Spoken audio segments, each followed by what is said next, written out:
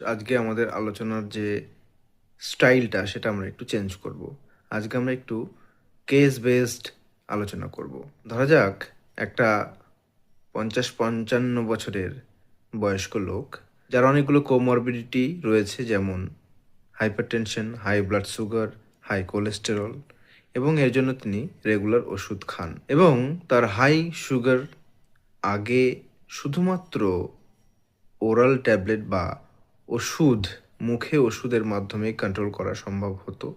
কিন্তু লাস্ট 1 মাস ধরে ডাক্তারবাবু তাকে ইনসুলিন স্টার্ট করেছেন এবং ইনসুলিন তাকে খাবার আগে নিতে বলা হয়েছে। তো এরকম তার মেডিকেশন বাড়িতে চলছে। হঠাৎ একদিন তার রাতে মনে হলো যে আজকে খাবার খাবো না, শরীরটা ঠিক ভালো লাগছে না, খিদে নেই। তো তিনি খাবার খেলেন না, কিন্তু সমস্ত ওষুধ যেমন যেমন নিয়মে ছিল সেরকমভাবে তিনি নিলেন, এমনকি ইনসুলিন ইঞ্জেকশনও নিলেন। সেদিন রাতেই, গভীর রাতে, হঠাৎ করে তার অ্যালার্টনেস কমে গেল এবং তার শরীরের মধ্যে এক রকমের অস্বস্তি শুরু হয়ে গেল। ঘাম হতে শুরু করলো, বুক ধড়ফড় হতে শুরু করলো। তারপর সময়ের সাথে সাথে তার সেন্সোরিয়াম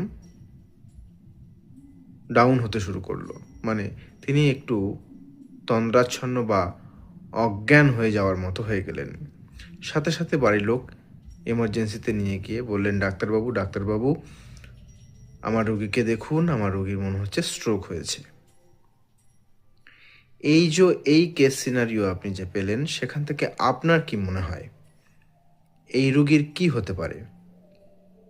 হঠাৎ করে রাতে প্রেশার বেড়ে গিয়ে মাথায় হেমারেজ হয়ে স্ট্রোক হয়েছে, নাকি এত কোমরবিডিটি থাকার জন্য মাথার মধ্যে ইসকেমিক সেরিব্রোভাস্কুলার অ্যাক্সিডেন্ট হয়েছে? আগের দিন রাতে যে শরীর অস্বস্তি করছিল, সেখান থেকে বদ হজমের জন্য কোনো সমস্যা হয়েছে, নাকি পেশেন্টের সুগার ফল করেছে?